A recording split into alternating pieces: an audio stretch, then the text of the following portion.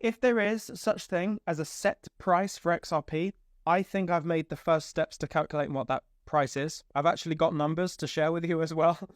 Let me get into my rationale, my reasoning behind even diving into this in the first place. If you go back to that stablecoins mention of XRP and XLM in that World Bank document, that will be linked somewhere, probably the first comment on this video. We all have seen this part of the document where it mentions XRP and XLM as stablecoins for payments, for cross-border payments, right? This is the first time we've heard them as stable, because they're not stable right now, alluding to the idea that XRP and XLM are supposed to be stable in order to be used properly, okay? So we've all seen that, but this is something that no one else has read from this very same page, right? And I've gone down the rabbit hole. It says here, it's supposedly capable of settling a payment within 4 seconds and handling 1,500 transactions every second. We know this. It also goes on to say that a certain fraction of XRP is destroyed in the process, being 0.00001 XRP, meaning the total supply of XRP decreases over time. We understand this, but get ready for it. In theory, maintains its value. Are you thinking what I'm thinking? If the World Bank are calling XRP a stable coin, and they are also highlighting the burn rate as a primary factor in creating stability and stabilization of the XRP price, my thought process was, well, what does the price of an XRP have to be in order for the burn rate to counteract the growth or the price in order to maintain a stable value? I hope I'm explaining that properly. So I went into the rabbit hole and I did the calculations and I figured out what the price would have to be for XRP for the burn rate to be the exact balance of the growth of the network. Right, so the first thing I thought we really had to understand here was the monthly transaction volume. I'm going to put that in here. Monthly transaction volume. We're going to actually, in the formula, refer to this as M.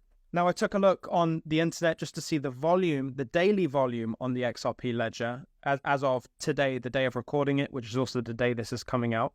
And I found it was $969,698,115. That's just under $1 billion. Now, obviously, you have to times that by 30 to get the monthly amount, which actually brings us to $28,990,943,450 over the course of a month on the XRP ledger. Now, that's number one. Number two, we obviously have to look at the growth rate of the XRP ledger and XRP as a whole. Now, this is very difficult because sometimes it can go up 90% and it can go down. But if we just assume a 1% growth rate month on month, I've got no basis other than just pulling that out my butt, that 1% growth rate. But let's look at a growth rate like that. So that's a monthly growth rate, and we're going to mark that by R in the formula. And so R in this instance equals 1% or 0.01.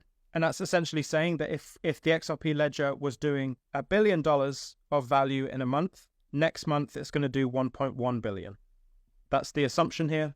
And I'm sorry about this handwriting, but I'm just excited. I also write like a 4-year-old. The next thing we need to look at is the transaction per second, the TPS. So that TPS we know for the XRP ledger is 1,500. And that's the maximum amount of transactions that XRPL can handle every second. So when we expand that out to a single day, well, just having calculated this, 86,400 seconds in a single day, meaning we can quite easily now create our transactions per day number. And then the fourth thing is the burn rate, right? So that the burn rate, and we're gonna mark that as B in the formula, and TPS is just going to be TPS in the formula as well.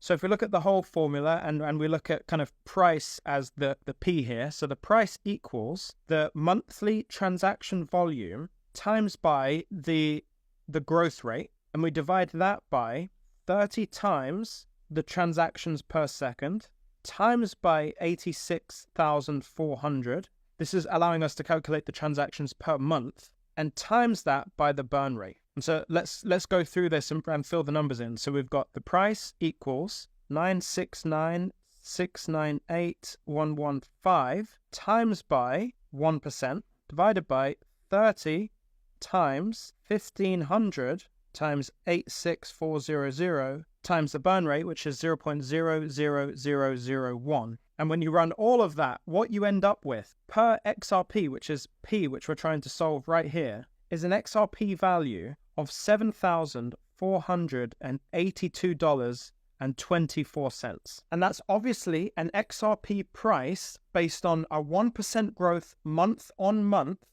And with that growth of 1% month on month and the burn rate, in order to counterbalance the growth with the burn rate, it would have to be $7,482.24, right? So my mind was blown. I was like, okay, well, let's say it's not 1%. Let's say 1% growth is too low. What about all the way up to kind of, let's say 10%? I don't even know if it would go even any further than that. And I've got answers for you as well. So very quickly, I've just calculated exactly what XRP's price would be with different growth rates every month. So we have anywhere ranging from kind of a 1% growth rate every month all the way over to 10% growth rate every single month. And these are the different price points required in order to balance with the burn rate, the growth of the market as well. So anywhere from $7,482 all the way up to $74,822 would be required for XRP to be at a stable price to balance with the burn rate. Now, the price gets redonkulous when you start looking at the derivatives market. And imagine that the derivatives market is all on the XRP ledger. You start getting like in the billions of dollars for an XRP. No, I'm not taking a stance on that, like where I see all of that.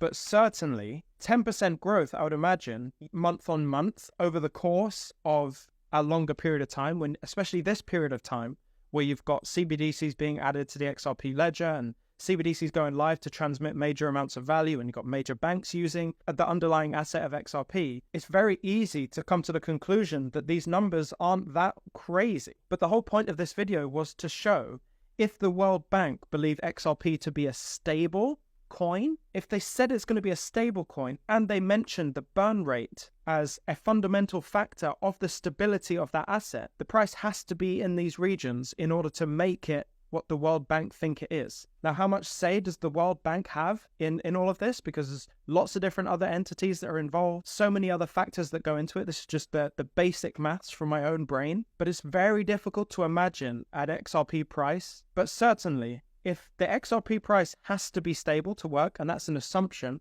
let's say it has to be stable, it has to be one of these price points.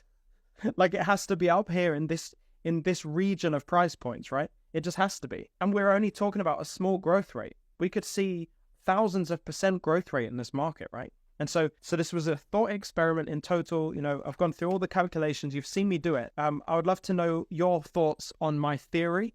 And if you've got any other of your theories that we can do the same type of thing where I can run the calculations, let me know and we'll do just that. We've got big announcements coming on this channel. We've got the next No Emotion clothing line coming very soon. You got to pay attention to some of the media that's coming out about that. Oh my goodness. It's going to blow your cotton socks off. It's going to be so good. Get very excited for No Emotion. We've also got the launch of something else, which you'll see on the videos very soon anyway. And it's all happening very, very shortly. So get excited, stay emotionless, and I'll see you in the next one. If you enjoyed this video, please consider watching one of my podcasts. You can click the video just down there to see me interview other experts in the field.